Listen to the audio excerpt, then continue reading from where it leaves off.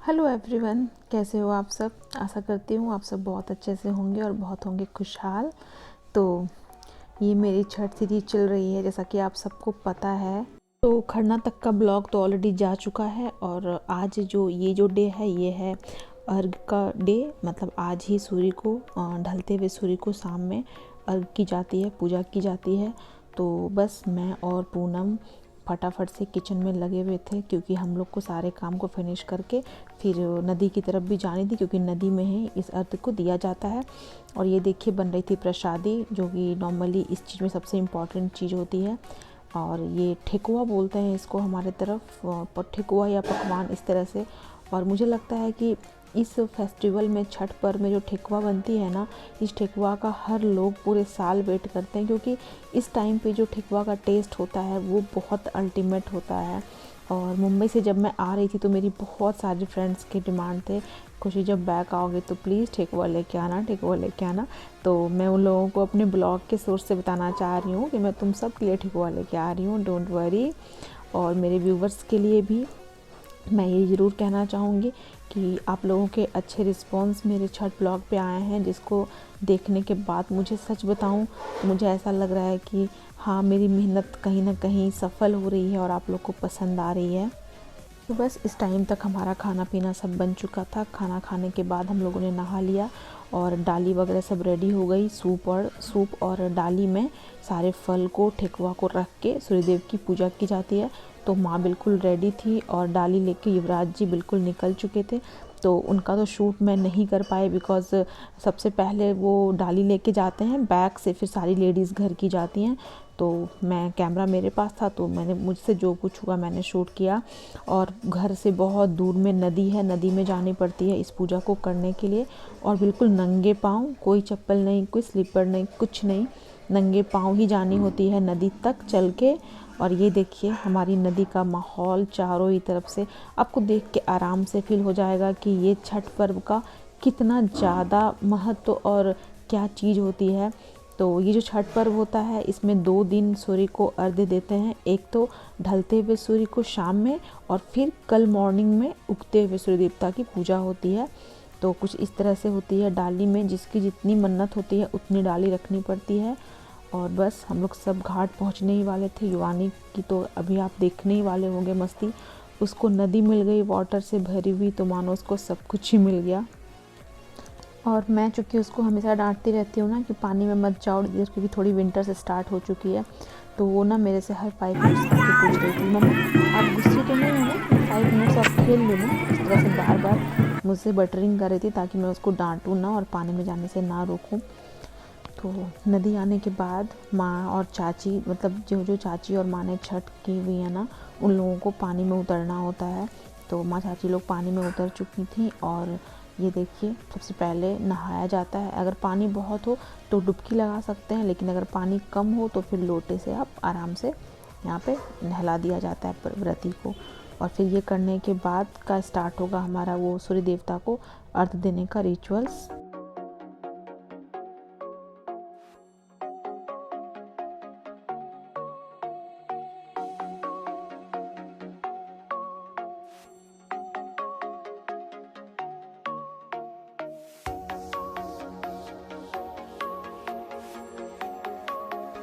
वो माँ पानी में नहा के आ चुकी हैं। तो सबसे पहले उनके हाथ पे देनी होती है थोड़े से अक्षत और 5 सिंदूर के टीके।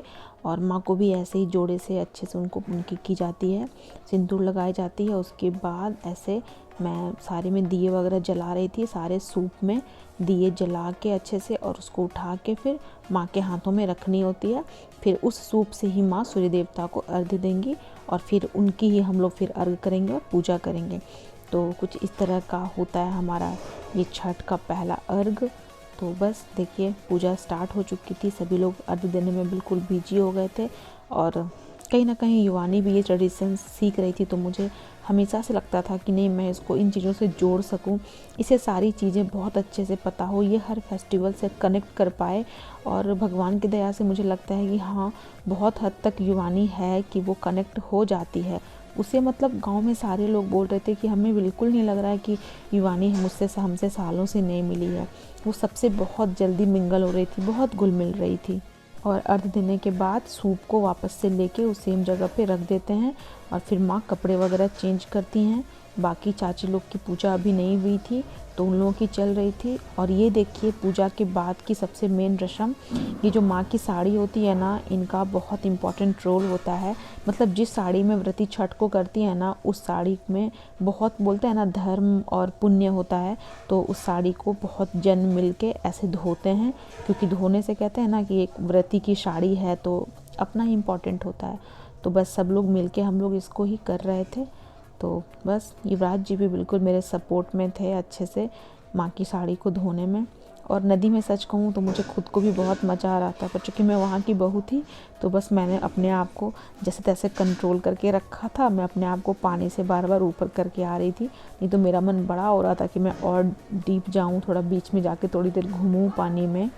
और माँ कपड़े वगैरह चेंज करके आ चुकी थी और अब यहाँ पे ना सूर्य देवता को धूप और वगैरह होती है ना, धूप जलाई जाएगी। तो ये देखिए सारी माँ चाची जो हैं बैठी हैं और उनकी डाली के आगे ऐसे सूर्य देवता की तरफ रुख करके और धूप जलाई जाएगी। सब लोग ही मतलब आज तो कोई धूप नहीं जलाएंगे, आज सिर्फ जो व्रती होती हैं वही जलाती हैं। कल सुबह की पूजा के बाद हम लोग भी उसमें धूमना और धूप वगैरह जला सकते हैं।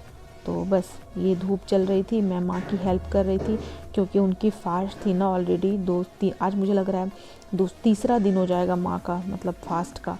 तो बहुत कठिन व्रत होता है ये, लेकिन होता है ना कि इंसान में उमंग हो, उल्लास हो, परिवार का साथ हो तो फिर धीरे धीरे ये काम निपट ही जाता है। और ये देखिए डाली आ गई थी घर। पिंक चाची है, भाभी नहीं है। भाभी रिचा बोलो है नहीं, लकी की मम्मी कहाँ से करके आई है। ओहो पिंक भाभी कहाँ चली? सही बोली, वो पिंक के भाभी है। अरे बस बस बिछुआ ऐसे कर बेटा, अब आगे नहीं मेरा लो ना। और माँ भी घर आ चुकी थी। तो व्रती जब घर आती हैं ना तो फिर उनके पैर धोए जाते हैं अच्छे से। तो हम लोगों ने पहले से ही पानी रख के गई थी, तो बस पैर धोए माँ के। और धोने के बाद हमारे गांव का एक बहुत ही फेमस मंदिर है, देवी जी की मंदिर, मतलब माता रानी का मंदिर है वो। तो वहाँ जाने की बात हुई तो सारे लोग रेडी हो गए। तो फैमिली में चूँकि सब लोग आए हुए थे तो गाड़ियाँ घर में थी बहुत सारी, तो सब लोग गाड़ी से ही निकल गए। नहीं तो फिर पैदल भी जाते हैं, पैदल जाने में तो और भी मज़ा आता है। थोड़ा दूर है लेकिन फिर होता है ना व्रती लोग चल नहीं पाती ना फास्टिंग में। और ये देखिए हमारी देवी जी का मंदिर बिल्कुल जगमगाता हुआ, ये मतलब यहाँ पे एक अलग ही सुकून है इस मंदिर में। मैं ज़्यादा बार तो नहीं आई हूँ लेकिन जब भी आई हूँ मुझे यहाँ बहुत अच्छा लगता है।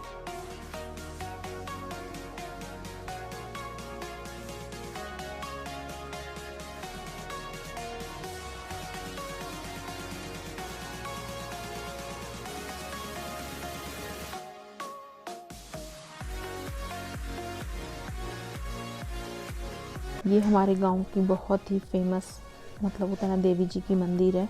तो आप लोग भी आशीर्वाद ले लीजिए, माता रानी आप सबके लाइफ में बहुत खुशियाँ रखे, आप लोग बहुत सफल हो। और बस ये हमारी पूजा चल रही थी। तो यहाँ पे पूजा करना मतलब चूँकि सब लोग खाए पिए रहते हैं तो पूजा बस पुजारी जी के द्वारा ही कराया जाता है। खुद से बस जाके आप प्रणाम कर सकते हैं, आरती ले सकते हैं, बाकी वहाँ पे पंडित जी बैठे हैं वो पूरा पूजा कराते हैं। सब परिवार भगवती दुर्गाय नमः सर्वमंगल मांगल्ये शिवे सर्वार्थ साधके शरणत्र्यंबके गौरी। और इनको देखिए बिल्कुल मत्था टेक रही थी।